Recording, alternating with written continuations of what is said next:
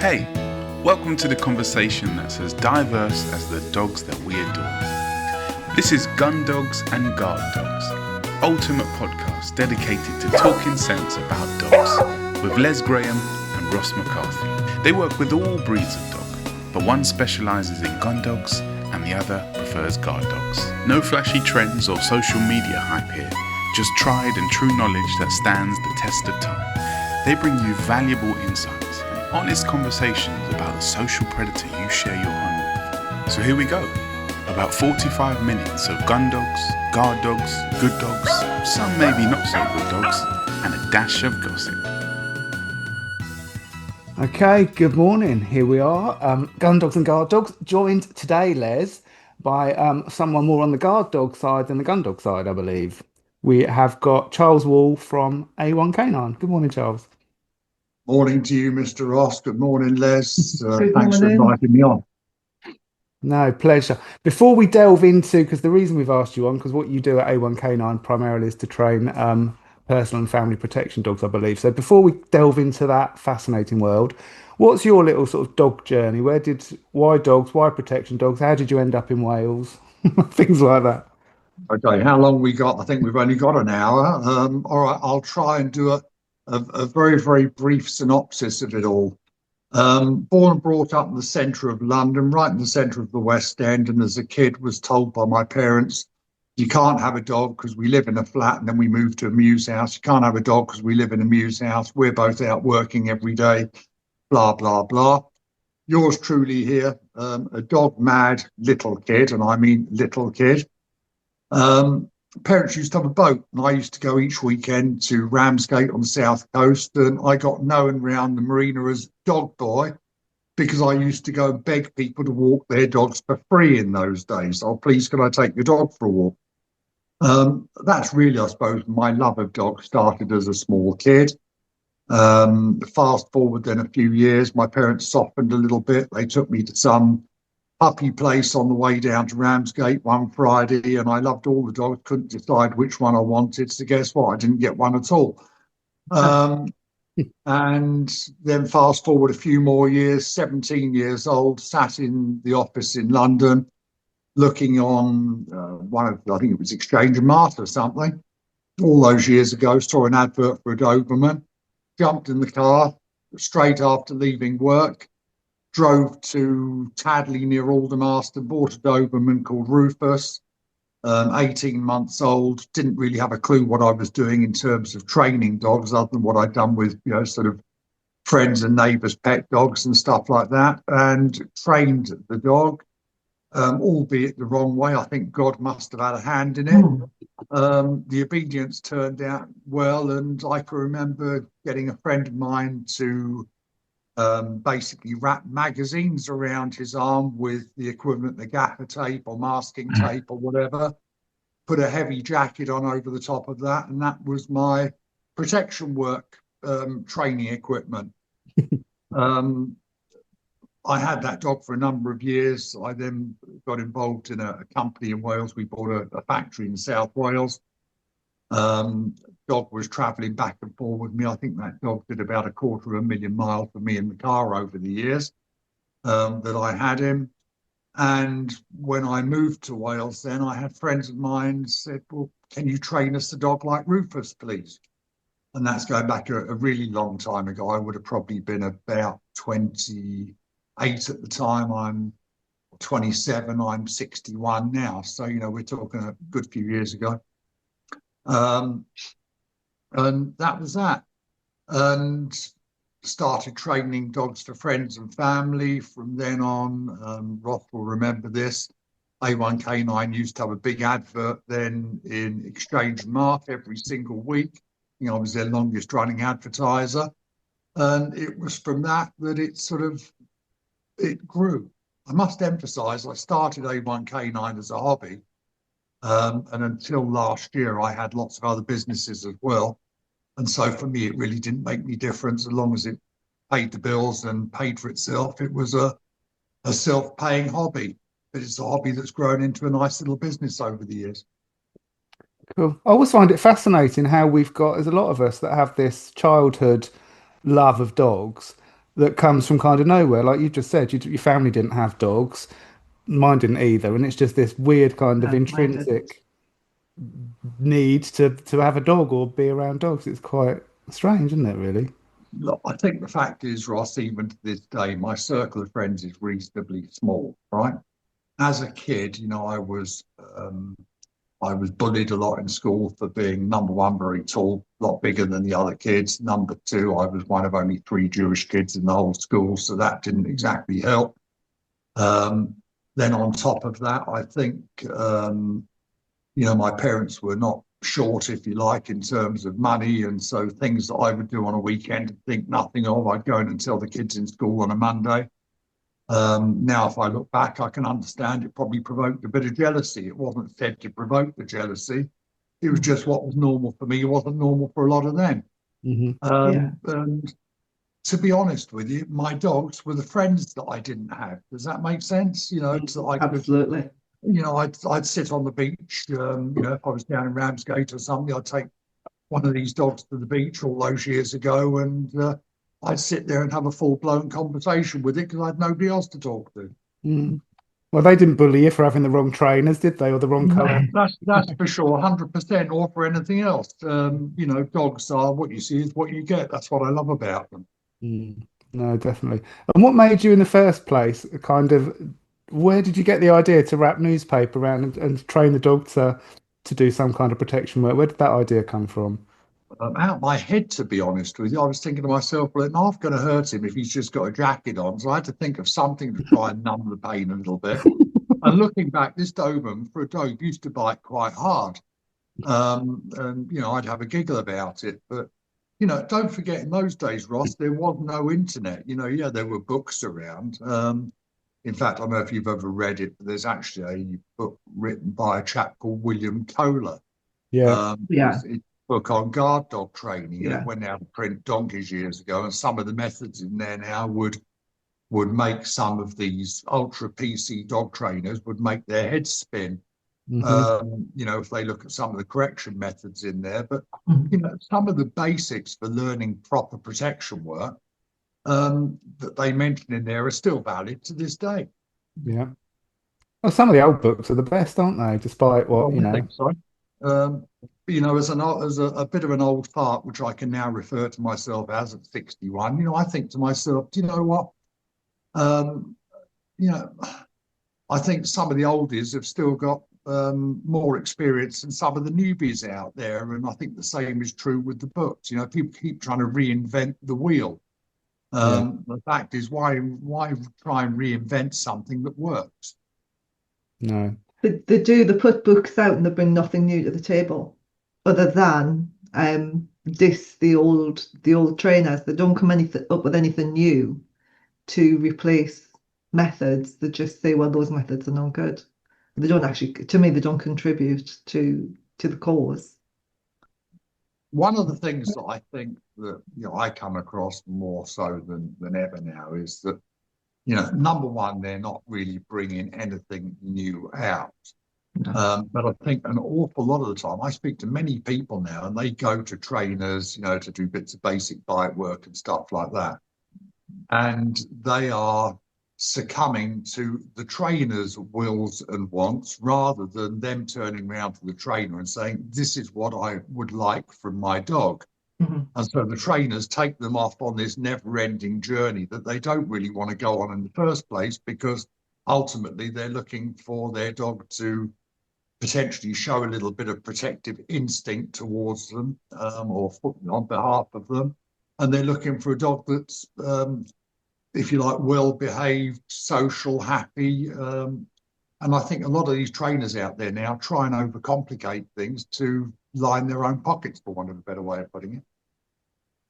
I guess it's like all facets of the dog industry, isn't it? There are levels of skill and, different types of people with different types of ethics. And I guess in the protection arena, you've got sort of the key players, and then you've got other people that muck about and either supply dogs for a couple of grand or help people with dogs that shouldn't be doing it in the first place, because they don't have the either the knowledge or the morals not to do that. think the answer is there are a lot of the people out there. I had this discussion with you the other week, Ross. I think many of these people have got a Facebook page. They've got a mobile, which in any other line of work would probably be called a burner phone. And I think where we're going, we know where we're going on that. And they upset a few people, or they get somebody bitten that shouldn't be bitten through their stupidity. And the next thing, they're tossing their burner phone in the bin. They're dreaming up the name for their next Facebook page. And meanwhile, they pop down to Curry's, buy a new burner phone, and it all starts all over again. Yeah. Yeah. So what is a personal protection dog, Charles? Okay, what is a personal protection dog? In my book, it is a dog that you can take anywhere with you. In other words, it is a well-trained, obedient, happy-go-lucky, happy to meet people sort of dog. That for me is one of the biggest qualities I look for. That has the wherewithal through training to actually effectively be trained in the equivalent of martial arts for dogs. How's that? So it's a dog that's not looking for a problem. It just has been trained to have the skills to deal with a problem. And I put it like that, Ross, because there are far too many people out there who are concentrating on bite work, but the dog's got no off switch. It's got no social skills. And a dog like that's no use to you because you can't take it anywhere. And ultimately, a personal protection dog has to be with you to protect you. Mm. And if you're frightened to take it anywhere, well, you kind of haven't got what you want, have you? No, because I mean that is a very small component of a companion dog, isn't it? The ability to defend you if required. Ultimately, Oh, sure. it's being around 100%. your friends. I think that's a really good description, really, because like to compare them with martial artists, because just by looking, you can normally tell people who do martial arts just because of the way they handle themselves, the way they move, that inner confidence. And to be able to have a dog like that would be really nice because they just have a presence about them, don't they? The answer is I did a lot of martial arts as a youngster. Didn't turn me into a thug. All it meant was that I was possibly in a better place to defend myself if I needed to than had I not done the martial arts. Some of the guys that I work with, close protection teams, etc., come from the elite special forces and stuff like that. Again, they're very, very highly skilled people and in their past lives have done some amazing things. It doesn't mean that they're looking for a problem. It just means they are ever so well equipped to deal with it when they need to. And so those are really the analogies that I would use when I'm talking about a properly trained family or personal protection dog.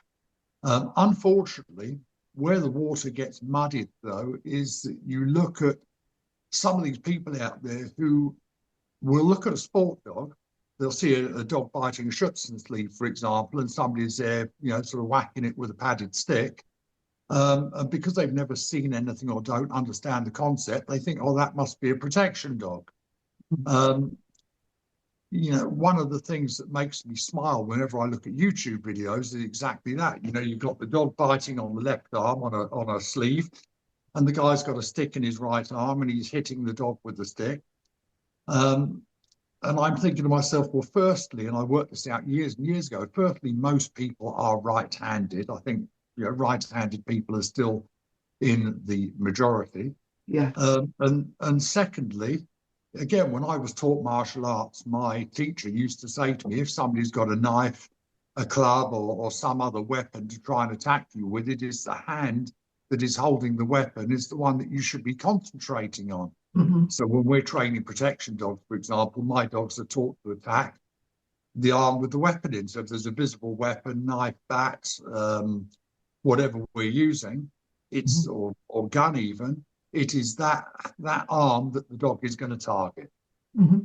Makes sense. Right. And what so the difference you're saying about sports dogs and things, when you're training an A1 canine, what kind of scenarios do you go through as a part of sort of the latter part of the sort of the training process prior to putting that dog into a home?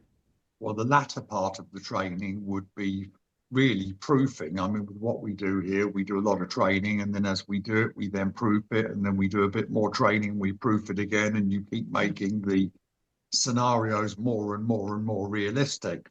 So, you know, one of the scenarios that we would do, for example, is one of the girls who works with me here may be going for a walk through the local village. She could be going to the cash point. She might get targeted at the cash point by one or two of my guys. You know, some of the dogs we've got here are thought to deal with multiple assailants. So, you know, that would be one of the scenarios there that we would work through. I've got to say, it does raise a few eyebrows occasionally from local people I bet. when they see one of my dogs latching onto somebody near a cash point. But typically they get their phone out and video it. Yeah. Mm. Yeah, So, like you you know, do these days. You know, there's one scenario, but I mean, even there are a couple of people who, you know, Ross, who have been to me and bought protection dogs. And, you know, they didn't buy them because they were terrified of being held up in their house or whatever at the time. They bought them because their business at the time really was walking other people's dogs, and there were an awful lot of dog thefts and stuff going on at the time. This is a long time pre-COVID. And the lady in the couple basically got to the point that she was terrified to go to certain places walking because she thought either she or the dogs may be targeted. That's how they first came to me and bought a protection dog. Mm-hmm.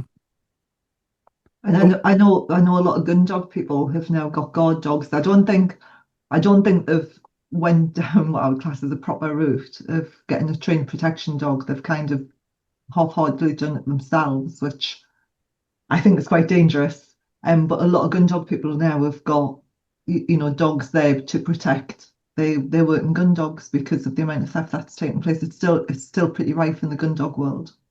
Oh yeah, there's a chap who I know, he actually moved to Spain a little while ago, but he used to live up. He was a copper in London for many years, and then he moved up to Northumberland. He's recently moved to Spain a couple of years ago. But you know, he had protection dogs from me purely because when he was living in Cambridgeshire, which is where he was based prior to moving to Northumberland, he actually had a couple of occasions where people tried to break into his kennels to steal gun dogs. This guy then bought a protection dog from me called Riff, and about a month and a half after having Riff, the dog started kicking off in the kitchen one night. So this guy, Frank, his name, has just opened the door. And Riff went flying down the thing, making horrendous noises down his garden. He went down a couple of moments later to investigate and found a load of blood on top of the wall. And it wasn't from Riff because Riff hadn't cut himself. So somebody got the good news. No, that's good. That's what it's all about, isn't it? It is definitely. It is definitely. Play silly games, win stupid prizes. One of my favourite sayings. I like it. I like it. Can I go back in the training? Because I know Ross said about the latter end, but with the dogs that you train, Charles, do you get them from puppies, or do you wait until they've gone, you know, through like adolescence and the head's starting to settle down a bit? How do you get your dogs, and where do you know, do you do like specific temperament testing if they're puppies? What are you looking for? That it really fascinates me. I don't ever buy puppies. Okay. The reason for that is a bit like looking at a baby in a pram and trying to guess whether it's going to be an astrophysicist when it grows up or a dustman. The answer is you got no clue. People tell me bloodlines are important. Yeah, I would agree to a certain extent they can be. But one of my friends who's a real pedigree nerd, he and I have had lots of arguments about this over the years. And I turn around and tell him that dogs might be clever, but they can't read their pedigree and they don't really understand whether their granddad was great or not. So for me, I buy young adults, typically 15, 18 months old. What we work with German Shepherds, we work with Mallies. I've got a couple of giant schnauzers up at the kennels at the moment. Nice. So it's not just German Shepherds that we work with. But if I stick to, say, the German Shepherds as an example, most of my German Shepherds will come from the Czech Republic. I deal with the kennels over there, which is called Jinipo. I've been dealing with them for about 20 odd years. They produce proper traditional working line Czech German Shepherds. I love the dogs. They're drivey enough when you need them to be drivey, and they are calm enough when you need them to be calm. That said, I do select them for temperament, but at 18 months, as you know from working with dogs, you can look at a dog and what you see is what you get. And you've got a far greater or better idea at 18 months of age, looking at that dog, whether it's going to have the temperament and character that you want than you would do looking at it as a puppy. So, that would be the first thing that I would say. The other thing is I buy them later or older because I want the health tests to be in place, because German Shepherds, again, well-known fact, hips, elbows, and spine, all potential problems. And if you can X-ray and you can rule out these dogs having a problem in the future, or the likelihood of having a problem, that's good news for the client. My dogs are not cheap, and somebody who is looking to buy a fully trained protection dog is looking for something that is going to be fit, healthy, and capable of doing a job for them for many years to come. So, again, this all fits with what we do at A1K9. I can only speak for what we do here. The other thing is my training, and Ross mentioned the latter part of the training. So I'm buying a dog at 18 months old, 20 months or whatever. The likelihood is that dog isn't going to leave me much before it hits 3 years old, because that to me is the magic sort of maturity age with the Czech dogs. They tend to flick a switch in their head at 3 years old, and all of a sudden they become sensible. They also become mature enough to understand exactly what the training that they've been through represents. They almost just have like a eureka moment, in my opinion, at 3 years old. They just wake up one day, okay, I'm a big boy now, I can go and deal with things. Sometimes it's a couple of months later, occasionally it's a few months earlier, but 3, there or thereabouts, is about the age that I think they're ready to start going out and doing a job for somebody. And you just mentioned the Malinois. How do you find them as kind of, because that wouldn't be sort of your natural choice, would it, as a family protection dog? I would have agreed with you 100% until about 6 or 7 years ago, Ross. I buy all of my Mallies from Holland. I find the Dutch dogs tend to have a different personality trait, or however you want to put it, to the dogs that come out of Belgium or France. I find the French dogs in particular very fizzy. The Dutch dogs tend to come from KMPV breeding. Again, I'm looking at older dogs. I'm not looking at puppies, and I've got some Mallies in the kennels that are probably more laid back than some of the Shepherds. And do you find that the Malinois don't have such a kind of intrinsic guarding instinct? I know we see Mallies biting everybody all over socials, but their intrinsic kind of ability to guard, is that lacking compared to the Shepherds, or you find it's different in different countries? I think the answer is, again, going back to the Mallies that I get from Holland. I find that they are quite territorial. Again, I'm not looking for dogs that are prey monsters. That's the other distinction I'd make between a sport dog and a proper protection dog. Sport dog, really, they want everything to be fast and flashy to try and earn as many points as they can earn. Protection dog, I'm not interested in earning points. I'm interested in keeping people safe. So I don't care if it's not as fast and flashy, but equally, I don't want targeting anything that just moves quickly. I had this discussion with you, I think, on the phone, where I said about people whipping dogs up to a frenzy on a ball and stuff like that. That's a nightmare for a family with small children, for example. So I'm looking for a dog that's quite level-headed, and it's, when it does work, it's going to be working in defense drive rather than in prey drive. And these Mallies have got that in big portions. They really have. They're really, really super dogs, the Mallies that I've got here at the minute. No, that's really, really interesting. Because I just find, I'm surprised that anyone would kind of consider one of those, but yeah. I'll tell you the truth. I've seen, and I love Dober's as a breed, or used to. Dobermans in this country now, I think, are effectively screwed, and I think really in most places in Europe, they're screwed as a working breed. Mhm. I think the show breeders have got a lot to answer for. Um, I actually would say to you that the Mallies that I'm getting from Holland are probably more sensible than your average Doberman out there in Mm. terms of, being airheaded. They're just they're more level. Yeah. It's a shame, isn't it? You do see it across all of the working breeds, like you said, possibly the show breeders breeding for aesthetics and not requiring such workability with the dogs that you see such changes in the breeds over the last, I don't know, 30, 40 years in kind of For sure. temperament. And, Yeah, mm, 100% for sure. I mean, if you look and delve into the history of Junipo, the breeders that I work with in Czech, the shepherds, during the botany, who unfortunately died during COVID, he was in charge of the Czech Border Patrol line dog breeding program going back before the wall came down, all those many, many years ago.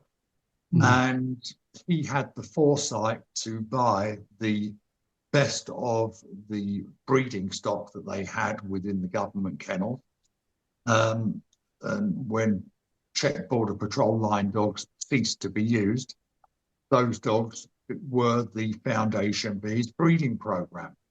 Um, and I look back, and even some of the dogs that I get now, if you look way, way back in their pedigrees, you can see names from years ago that were, in those days, top working dogs. That's not top sport dogs, top working dogs. They actually have the military working titles. Um, I think that does count for a little bit of it. This is why I said to you, I don't dismiss bloodlines, but just because a dog is from a specific line in my book, it doesn't mean that it's going to be a showstopper. I think Les would probably agree with Gundogs. Mm. I'm sure there are gun dog breeders out there who are known for producing great things, but no, not everything that they produce is going to be a top field trial champion. Mm.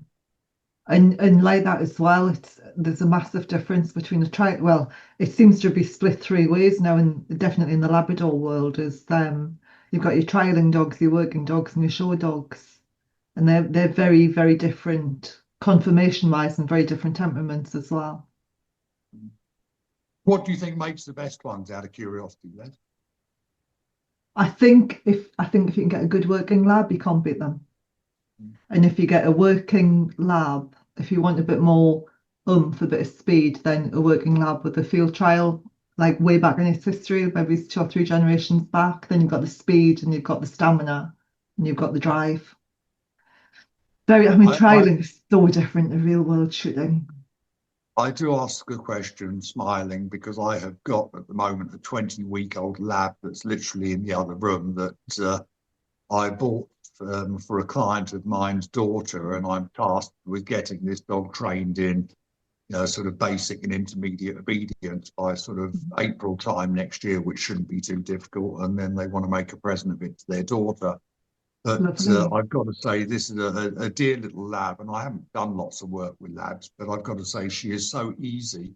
It is incredible. Literally 20 minutes, and I had her literally retrieving a Kong to hand. It was Nice. simple. Yeah, I wonder if she's a working line then. I wonder if she's. I'll look up her pedigree, Les, and if Ross dropped me a number, I'll drop you a WhatsApp, and you could tell me that I Yeah. bought something either with good blood behind it or bad blood behind it, because I'm definitely not a Labrador expert. No, me neither. No, it is interesting, and but all the gun dogs are changing the cockers very much. You've got a trial and cocker, working cocker, and a shoreline now. It's just really, really different temperaments. I think it's I weird, isn't it? Like talking about the German Shepherds, Charles. I mean, you see like a lot of the working line dogs over here that are bred over here or whatever, they are much more balanced and calm, excuse me, than the show line Shepherds that are Yeah. manic and just physiologically a mess. But equally, behaviourally, you see them going around the breed ring, Hmm. they're just manic. But you know what? They're not focused. They're just mad. Which is bizarre, isn't it? That you've got I don't know that that's happened really. I think the answer is, I think breeding in this country, yes, I know that the Kennel Club does these accredited breeder schemes and whatever. Um, but but I probably don't start me on a Kennel Club is a good one. But I look at things like health testing and stuff like that. There is no mandatory health testing in this country, to the best of my knowledge, unless they brought it in the last couple of Mm. weeks. And if they have, please correct me, but I don't think they have. Um, I'm seeing shepherds even in this day and age being bred from, and if you look at potential scores on hips and stuff like that, there are people breeding from shepherds that got a combined score of over 30, and they're Mm. still registering the pups. Yeah. You tell me how that's possible, because I just don't get it. You wouldn't be in Czech or in Germany and breeding from, a dog that had not Vugalas and hips or elbows. You just wouldn't. We don't do that very well over here, do we? Any of that stuff, No. any breed. I No. mean, No. And it's the same with, sorry to cut across you there, Ross, it's the same with things like DNA testing. We're living in a society now where certainly in crime and whatever, DNA is used a lot now for proving and disproving whether people did things or didn't do them. mm. How difficult is it to DNA test a dog and or do embark tests on it? These are all things, in my opinion, any self-respecting governing body of the dog world, i.e. the Kennel Club, should be insisting upon. Mhm. Mm. Well, that doesn't make so much money, does it, doing that? That's what Well, it's all about, I, money. I do agree. Mm. Anyway, we digress. Sorry, I'm Yeah. leading off on a tangent here. I apologise. Tell us about so personal protection dog wise. You mentioned one of our, mutual friend of ours and stuff that had one of your dogs or two of your dogs. Mhm. Who are your typical clients that come to you in need of a protection dog, and for what reasons do they come to you? Okay, I hate pigeonholing people, but here goes, right? I would say medium to high net worth individuals, if you want to put them into a bracket. It's me and Um, you out there, isn't it? Yeah, we're well, I stuffed. don't know about you, Ross, where you're working these days. I'm sure they wouldn't be out your budget, but the fact is, you could probably have a good idea how to train your own, so you don't really need me. Um, but to come back to my average customers, medium high net worth individuals, people who have got a fear of crime, people who are looking to keep their families safe. Um, I would say of recent times, we're getting more phone calls from females than we are from males in terms of it's the lady of the house that's making the inquiry Yeah. because they don't feel safe, maybe taking the kids to school, picking them up for school, certainly when the evenings start drawing in like they are at the moment. I want to take the kids to the park, don't feel safe doing that. This has been, I would say, a fairly typical sort of storyboard of calls that I've been getting of recent times. And it really is quite upsetting. And this is, in some quite affluent areas as well. So we're not talking about rubbish areas. But, I don't want to go down the political route if I can possibly help it. But I mean, only this week you've heard about these three guys who have just been convicted of raping a woman on the beach in Brighton. Hmm. Happened a few weeks ago. Brighton used to be quite a sleepy sort of place, in terms of that type of crime. It wasn't a sleepy place in terms of nightlife and sort of the pub scene and stuff like that years ago. But certainly when I was growing up, you wouldn't have thought of Brighton being a centre for that type of crime. Unfortunately, it now is. Mhm. Mm. I think it's to do with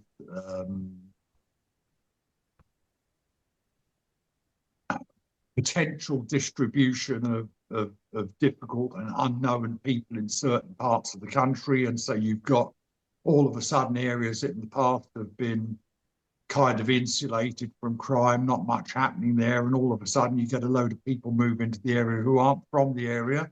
and suddenly it alters the whole dynamic of the area.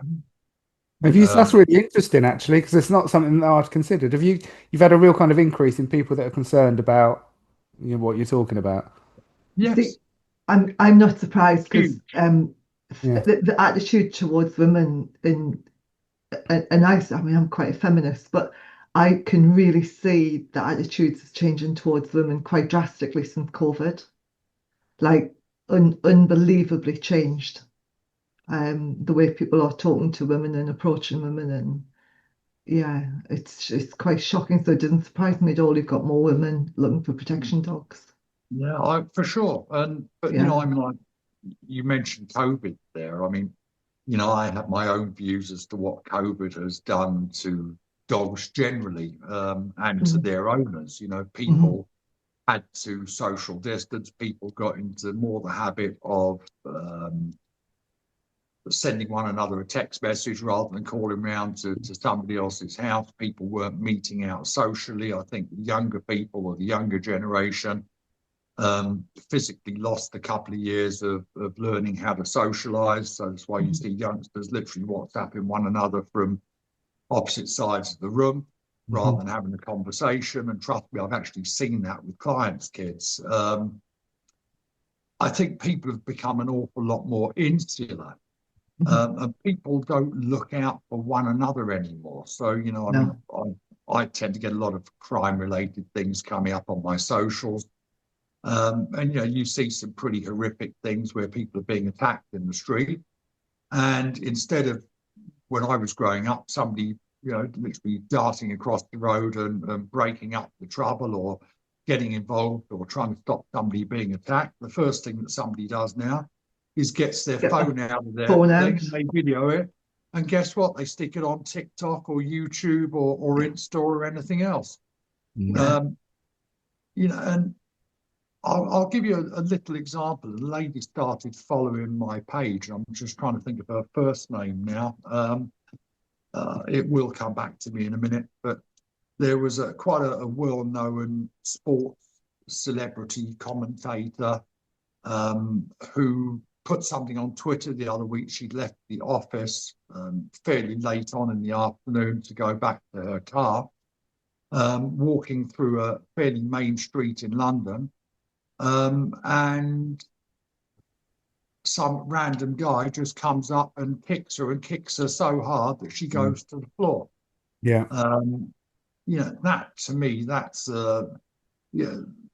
not something that would have happened 20 years ago, walking around London. And I grew up right slap bang, as I said, in the centre of the West End. I would have thought nothing about walking around the centre of London with a Rolex on 20 years ago. I'd do it now, but not without one of my big dogs with me. No, I'm quite shocked because I used to live in London, and I'm really shocked at the stuff that I'm seeing on social. I don't look at like crime very often, but I'm really shocked at what's going on in London with the gangs, and it's quite eye-opening. And we live just outside of Glasgow, Charles, just so you know where I am. I'm between Glasgow and Edinburgh, and every now and again I say to my husband, do you think it's really like that? Do you really think London has changed that much since we lived there? And he's like, yeah, it is really that bad in places. But there are areas around Glasgow, Les, correct me if I'm wrong, but I mean, I've supplied quite a few dogs to people in Scotland over the years. And there are some quite nice areas around, not too far away from Glasgow. I'm going to get this wrong, I'm sure, but there's one of my clients used to live in a place called Newton Mens. Oh yeah, Newton Mens, yeah. And that's is a nice area. Really I nice. supplied a dog to one client who used to live slap bang in the middle of Glen Eagles golf course. Oh, nice. Again, nice part of the world. You certainly get your fair share of crime in Scotland. That is 100% for sure. It might not be on the same scale as parts of London, but look at the population difference. I would have said, Scotland gets its fair share. It really does. Yeah, Glasgow especially more than Edinburgh. Yeah. How else have you seen crime change, or reports of home invasions, or the type of burglaries, or the type of crime, and the reason that people want your dogs? Have you seen that change over like 30 or 40 years or whatever? I would say that crime or the fear of crime is getting worse. 100%. If you look at the crime figures, and I do look at them, you would have the Home Office would have you believe that crime figures or crime in terms of aggravated burglaries, violent crime, and stuff like that is down. Well, according to the amount of time that my phone rings, I don't reckon that it is down. No. I just think that certain crimes are being categorized differently. The other thing is, I mean, I tried to ring the police on 101 going back a few weeks ago over something. I was 37 minutes waiting to try and get through to somebody before the call dropped out, not once, but twice. I don't think a lot of people report certain crimes now. Things like robberies, burglaries, stuff like that. I've had clients who have reported having their house targeted, and they've seen two coppers turn up there the following day. It doesn't exactly inspire people to want to pick the phone up. So I actually believe that a lot of people are now thinking to themselves, guess what? We can't rely upon the establishment to keep us safe. We've got to try and we've got to make our own efforts to keep our own families and our own homes safe. Yeah. So I actually believe that crime is definitely, or violent crime is on the increase. Certainly things like muggings, dare I say it, sexual assaults and stuff like that, which again, mainly females that phone me up and talk to me about stuff like this, I would say that is definitely 100% for sure on the increase. And when you see it all around, I mean, even like places like the sort of Hampstead and areas like that have their own security companies and things now that they call and stuff like that because the police don't respond. So I think there's not. There's just not enough men on the ground, is there? There's just not enough men on the ground. Charles, can I ask you, because we've talked a lot about protection dogs, but you also train handlers, don't you? Is that right? Sorry. You train security dog handlers and run security dog training courses, is that right? Yeah, we do. I'm a BIPDT assessor for the security dog division. And yes, I do security dog and handler training courses as well. I will tell you, Les, I don't do that many of them. I do the odd few. And the reason I don't, if I'm being brutally honest, is that the caliber of a lot of these people who would present themselves and their dog here to be assessed, I take one look at them and I think to myself, I can't believe what's in front of me. And in many cases, they get the real arseache, for want of a better way of putting it, when you turn around and tell them all the things that's wrong with their handling and all the things that's wrong with their dogs and stuff that they need to work on. And again, that comes down, I think, to a drop in standards. I mean, Ross mentioned just now about private security companies.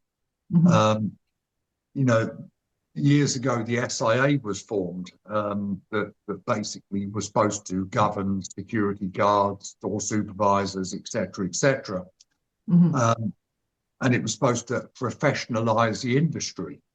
Well, I got to tell you, a lot of these private security guards that I come across when I go to places in North London and whatever, half of them couldn't string a sentence together in English. Never mind about the conflict management, which is supposed to be part of the SIA course that they need to pass to get their license. Okay. You do see, I think that industry, I mean, I don't want to, but that industry, I think, is quite, you get a lot of people that really don't do what they should be doing, do you? And their dogs certainly don't do what they should be doing. No. I think that the term alligator on a lead, or in the case of the Malinois, you get a lot of these people refer to their dogs as malligators, and they're not too far wrong. They're all bite and no control. Yeah. Which in my book is is a dangerous place to be in. Yeah. The other thing is, if you think about it, a dog is only one down from a gun, according to the police, in their prescribed use of force. So firearm is the top thing, followed by a dog, followed by a baton round, followed by a taser. So, if you think about it, you've got a security guard out there that is effectively walking around with something that is regarded by the police as being more effective than a taser or a baton round. And yet they're not allowed to carry pepper spray or something like that. It makes no sense. Yeah. No. And half the dogs don't have a recall, which is even more worrying. Well, That's yeah, even, you let say alone leave. you say that, and I'm in a bit of a grey area. Under the security legislation, they say that the dog needs to be under full and proper control, which incidentally doesn't mean necessarily that it has to be on a lead, right? It just has to be under full and proper control. A lot of these dogs that are being worked by some of these people in the security dog industry are not under full and proper control when they are on a lead with a pinch collar on or anything else. The fact is they do not have any control over a lot of these dogs. No. It is there basically, I think, to try and keep people away from said security guards. They're there as a deterrent, and the more scary they can make them look, the happier they are. But as I point out to a lot of these guys, if you're working at a festival and you're doing security at a festival, and you have a young lady who's maybe had 2 or 3 to drink, or a young guy who's had 2 or 3 drinks too many, come up to you and ask you, "Excuse me, but can you tell me where the toilets are?" They don't really want to be intimidated by your dog. And equally as well, I was going to ask you as well, Charles, but I mean, even like talking to like police dog handlers and things with the Dangerous Dogs Act since obviously 91, so that's been, a lot of years now, hasn't it? But obviously that has had an impact. And like you said, when you're working at a festival, you don't want your dog, you can't have your dog taking chunks out of, half the time you can't have them taking chunks out of the right people, let alone the wrong people. And the police are kind of under the same, they have the same issues, don't they? So how has that affected you since, the DDA came in? I don't think it has, to be honest, Ross, because I'm very particular what I put out there, right? I would honestly rather, if I had a dog, for example, that was too much for one of my typical family protection dog clients, I would rather give that dog to somebody who was working in the security field and somebody that I knew would give it a good home and make sure that it or they didn't get into any problems because of it. I would rather give that dog away than try and sell it to somebody and blag it. The unfortunate thing is, and you alluded to this earlier, is, I've been in this business now for 32 years, coming up 33 years at A1K9. And, I've always been particular what I put out there. It's probably the reason why I'm still around. Unfortunately, going back in those days, there was no real internet presence for anybody. My website's been live for, I don't know, 25 years or something now, from memory. But prior to that, it was all about word of mouth. It was all about, advertisements. I mentioned the Exchange and Mart and other things that I would advertise in. And I'm known for being straight speaking, and I'm known for basically not putting up with any bullshit from clients as well. And I tell people the way it is. A lot of the people out there who have come into the industry over the last few years, I think many of them off the back of me selling dogs to people like Nigel Mansell, where it's been in sort of all the tabloids, Nigel buys 15k SAS dog, etc., etc. And all of these people out there suddenly woke up and thought, "Oh, this looks like a good way to earn money. We're going to have a go at that." And there are now literally hundreds of them. You go onto Google and type in personal protection dogs, and you will have a mass of results come up there, some good, some bad, and some diabolical. And it's not good. The problem that it is, though, Ross, it's going to be the same thing, I think, that bites this in the arse, if you'll excuse the pun. A little bit like with handguns a few years ago. you get somebody who gets properly hurt by, in inverted commas, a trained protection dog, and I wait to see what the knee-jerk reaction is then going to be. Are they going to do the thing of basically just trying to, are they going to try and outlaw it? In which case, all of a sudden, I've got a problem, and my staff have got an even bigger problem, because if all of a sudden they turn around and say, right, we are going to outlaw the sale and the training of protection dogs, and they've done it in certain other countries in the world, then what happens to all my staff who earn their living working alongside me with, doing this every day? So, yeah, it does worry me a little bit, but it won't be one of my dogs, touch wood, that I think brings it all crashing down, because I'm a little bit too switched on, a little bit too picky, I suppose, to allow things like that to happen. Some of these other people have said where it's all bite and no control, and there's plenty of them out there. I think, sooner or later, it's, we're going to be reading about it in the paper that somebody's German Shepherd or their Malinois that has, inverted in commas, been professionally trained goes rogue. I think that could signal a problem for a lot of other people out there, me included. Mm-hmm. Do you think with I'm just thinking of it from a gun dog perspective as well, Charles. So do you think since like the more of the internet and all these different Facebook groups, and do you think with the bringing in of like a lot of American trainers, do you think that has had a huge impact? Because I'm just thinking of, in a lot of the gun dog groups, you've got American trainers and they're in there using like e-collars to work with prey drive, and they're using a lot of prong collars, and their methods are very, very different to what we've done like in the UK. Has that had a big impact as well in relation to like the rogue protection dog trainers, if you like? I think that, well, I mean, again, I get lots of things popping up on my socials. And fun enough, there is one company that I can think of, a couple of individuals I can think of, are actually based in your neck of the woods, up in Scotland. And all the training that I ever see them do on their socials is all done with e-collars. And everything is all about conditioning the dog to an e-collar. And that's all very well and good. I'll own up to it. I've used e-collars in the past, before they were banned in Wales. E-collars for dogs that chase stock and stuff like that as an aversion tool. I found them really, really very, very good.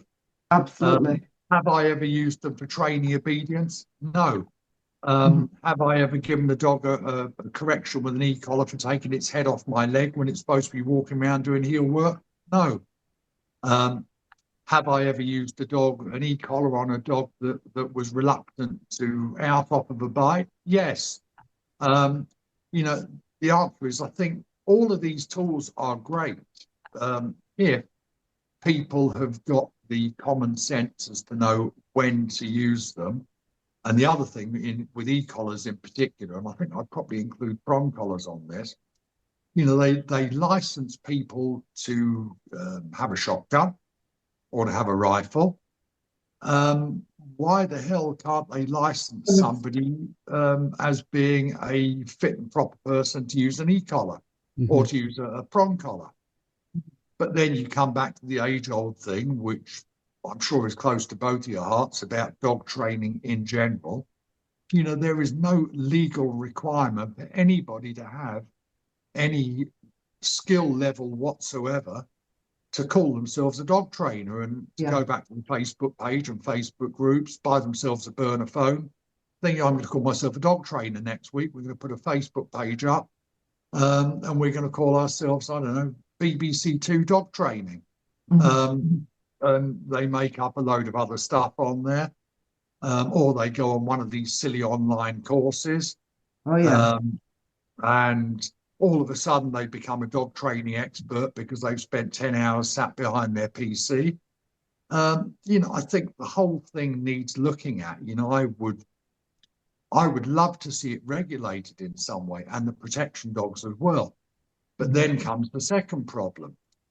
who evaluates, and who is the person who turns around and says, yes, Charles is a good protection dog trainer, and Joe Bloggs down the road is not a good protection dog trainer. Who do you get in to evaluate that? And the problem is the people that have got the ear for the people who would come up with the regulators are all into positive only training. Correct. And then we've got a big problem because I mean we've fought them for years in meetings, and it's just bit of a mess. I mean, you mentioned e-collars and prong collars, right? I have to tell you, and I use these things, but like the dominant dog collar, for example, that is being used more and more and more by literally every dog that I see on a social now has got a dominant dog collar on it. Yeah, I know. I've got lots and lots of bits of dog training equipment, and I liken it to a plumber having a toolbox in his van, and maybe he's got some tools in that toolbox that he might have to just use for a specific boiler or something. If he hasn't got that tool, he can't work on that boiler, but he might only use that tool twice in a year. Yeah, I mean, I'm not against any particular piece of equipment. I'm against the hands that are using them and how they're using them. So, in the gun dog world, there's quite a few American trainers will put an e-collar around the belly of a dog. Yeah. And so, to me, there's a difference between using a piece of equipment skillfully and using a piece of equipment abusively. And I just see that there's a lot of stuff on social media that is recommending using equipment in a really abusive manner, and But doesn't that also come down, dare I say it, to not just trainers now? I'm talking more to the point of the pet owners. It's bad enough you've got a trainer out there who's using an e-collar and he's using it incorrectly. That's bad.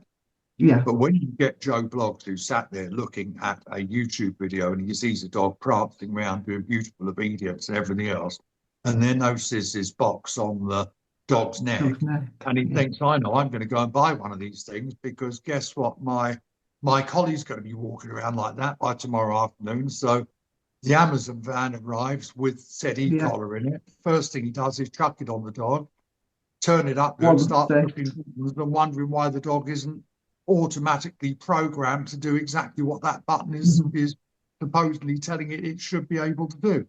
There's a lot of ignorance out there.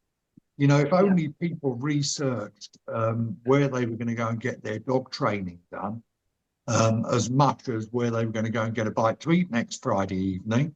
Yeah. If they were to put a little bit of effort into it, I actually think that a lot of these unscrupulous dog trainers would cease to exist overnight. No, it's a really good point. It is a really good point that people you don't, unless you do some serious research, you've got no idea who's sitting behind the keyboard. 100%. And let me tell you, my website is okay. It's not a wow website by any stretch, but it's I would like to say it's a truthful website. Okay, so even stuff, if I put videos out there, I'm not one of these people that wants to edit a video to within an inch of its life, for the simple reason being there is no such thing as a perfect dog any more than there is a perfect kid. And it's all very well trying to sell somebody the dream, but I would rather sell them the reality rather than the dream. For want of a better way of putting it, I would prefer to under promise and over deliver. That way, people are always typically happy. But I look at some of the things out there on socials. There's one of my competitors out there. Their social media is absolutely 100% on point. I'd love to have a social media thing as good as theirs. Unfortunately, and again, this is fairly public knowledge, there are a lot of people who have taken said firm to court for different things because, again, they're selling the dream and they're not delivering the dream. So you've got to be a little bit careful as well what you put out there. Absolutely. And I think it's important, if you don't know how to do something, it's important to put your hands up and say, do you know what? That's outside my field of expertise. Yeah, absolutely. It's just a mess, isn't it? The thing is, the more you delve into this, I mean, you started talking about dog breeding, puppy breeding, the kennel club, trainers, positive only, e-collar misuse, e-collar prop. There's just such a mess to sort out. Do you know what I mean? It's exhausting. Mm. But the answer is, Ross, until somebody does try and sort it out, or a group tries to sort it out, it is never going to get any better. Well, other countries seem to manage, don't they? Other countries seem to have legislation that people abide by, but we don't. I mean, it is just a big mess. The law is a mess. The DDA and everything else has not prevented anything. The whole thing needs a good old shake up, doesn't it? It does. I There's too many I, cliques. sorry, Les. There's too many cliques. You've Yes, got for sure. all these different cliques, and you need to get rid of all of them before they could even consider putting anything right. 100%. Look, I've started doing a thing on a Thursday night. I do a Facebook Live, and funnily enough, last night I was talking about in Yorkshire. South Yorkshire, there have been a big spate of recent dog attacks. I think a couple of them were with pocket bullies. Another one was with a Cane Corso. Another one was with a Staffy. And they've had to call out the special firearms unit, dog handlers, this, that, and whatever. I think it was about 8 times in the space of about 8 days. And this was just South Yorkshire. And it begs the question, they keep adding breeds, or they've added extra breeds to the dangerous dogs list, i.e. the XL bullies. I actually think the Cane Corso is probably going to be the next one that's put on the list, or maybe the pocket bullies, followed probably by things like pressers. But where does it end? Because all that happens is you take one breed, or you make one breed a breed that people shouldn't or can't own anymore. And so they look round for the next fashion breed that is going to massage their ego for them. So I actually looked into this, but I also then looked at Germany, and I was talking about this last night. In Germany, if you want to have a pit bull, for example, you have to go through a very, very, or you want to keep your pit bull, you have to be very stringently assessed, and your dog needs to be stringently assessed. Things like Rotties, and this will certainly prick your ears up, Roth, but Rotties in certain parts of Germany, again, fall onto this prescribed list. And if you want to have a Rottie, you have to go and do mandatory training, and you have to present yourself to the judge, if you like, and say, look, this is what my dog's capable of doing. You do an assessment, and assuming you and the dog pass the assessment, you then pay your dog license. And your dog license there, I think, is €160 a year for one dog, and then you get a discount the more dogs that you have. Now, I asked people to put in the comments last night, what did they think of this? And to be honest, I've had a couple of comments come back in, but not that many as yet. So it'll be interesting to see by next Thursday how many people have actually voiced an opinion on this. I think the vast majority are going to turn around and say, oh, well, don't you think €160 a year is excessive? But there again, that money that's not used for the equivalent of dog wardens and stuff like that over there is used for dog welfare organisations and stuff like that. And it's going back into helping dogs. That, I think, would be a positive step in this country. But I think you'd be pushing a very heavy boulder up a very steep hill. Well, I don't think coming up with the answers and the conclusions is rocket science. I think absolutely, if you want to have a dog over, 28 kilos, you should be more skilled than somebody else, and you should have the correct fencing at your property, and you should be prepared to pay €160 or whatever else. But it's just the implementation, isn't it, that people can't, and people And don't it's follow. regulating it as well. It's being able to catch it. So because when I was in New Zealand, we had to have like different coloured tags on the collars each year to say you had your license. And so then the dog wardens, if they drove past, they could say straight away what colour dog tag you had on your dog. And that showed you had an up-to-date license. Yeah. Because it worked really well. I mean, I sent a dog out to Bermuda earlier this year, a giant schnauzer. The lady actually really wanted one of my trained Malinois. But if she had taken a Malinois back to Bermuda, she would have literally had to re-fence her entire property. She would have had to have got 4 extra permits, and she would have had to have had 2 visits from the officials there every year to make sure that she was adhering to the requirements for keeping a prescribed dog in Bermuda. And she just worked out in the end, she just said, you know what, it's just not worth the hassle. So she bought the giant Schnauzer, which incidentally is probably more capable than the Malinois that she was looking at. But guess what? It didn't fall on their list of certain breeds. Spain now, I know in certain parts of Spain, you can't have a Doberman there without having it muzzled when you're out in public. And I think the same is true for Rotties in a couple of places in Spain as well. Yeah. You know, the answer is people are better at following rules over in some of these other countries. Again, in Spain, you know, you are supposed to carry the pet passport with you in Spain, or the equivalent of it, to prove that your dog has had its rabies vaccine and everything. So, you know, these are all things that are that people are better at following. You know, if you try and get people even to alter a microchip in this country, half of them, I don't think do. You know, I think somebody wants to sell their pocket bully to somebody and they sell it to their friend who lives, you know, 3 doors down. Are they going to be rushing to change the microchip details on that dog? Probably not. It's probably not microchipped in the first place, to be honest, is it? Because they just don't bother. But again, you know, the law says it has to be microchipped. Yeah. So, you know, you tell me the last time that you saw a dog warden, unless he was picking a stray up or something like that, you know, going to a park, and maybe, for example, checking dogs' microchips as they're going in and out the park. No. You don't even see dog wardens. No, we don't have them.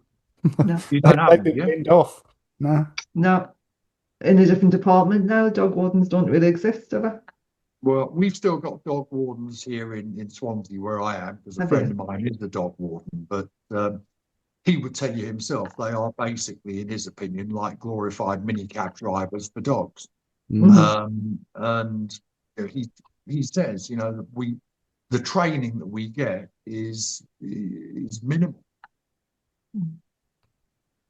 You know, I wouldn't want to be walking into, you know, again, some of these dog wardens, you know, they're called occasionally to go and pick up, in inverted commas, dangerous dogs from places. They haven't even got adequate protection to go and do these things. No. No. Well, this has turned into a right rant, hasn't it? I know. They always do. They always do. I did tell you, Ross, that you would you'd say to me, what did I bother inviting you on for? But I like to have a good rant. No, it's always good to get it off your chest, isn't it? Where can people go, Charles, if they want to find out more about you and A1K9 and possibly join you on your Thursday lives and things like that? What's the best place for them to go? Okay. You got pen and paper handy, folks, right? It's A1K9, letters and numbers. So that's letter A number 1, letter K number 9.co.uk. That's the website. Instagram at A1K9. Facebook at A1K9 Dog Training. We've got 2 Facebook profiles, one which is for Gainer for her classes, etc. The other one which deals with the protection dogs and the residential training that we do here. And my email, info@a1k9.co.uk, nice and easy. Happy to take calls, happy to answer any questions. Fill your boots, phone me up, and I'll try to answer the questions as truthfully as I can. Brilliant. Brilliant. Thank you. Thank you very much, Charles. Thank you for your time today. It's been really fascinating. You're very, very welcome. And if ever you want anybody else on for a rant about dog-related things generally, be delighted. So we know where you are. Thank you. Thanks both. Thanks for listening. It's not just gun dogs and not just guard dogs, but all things canine, as we hope you have discovered. Please like, share and subscribe and help us spread a bit of common sense back into dog ownership. And a review wouldn't go amiss either. Catch up with Les and Ross again in about 14 days for more canine conversations. Until next time, stay well, and enjoy your dogs. Any dog-related questions or topics, just drop an email to talk@cfba.uk or message us via facebook.com/Gundogs and Guard Dogs podcast.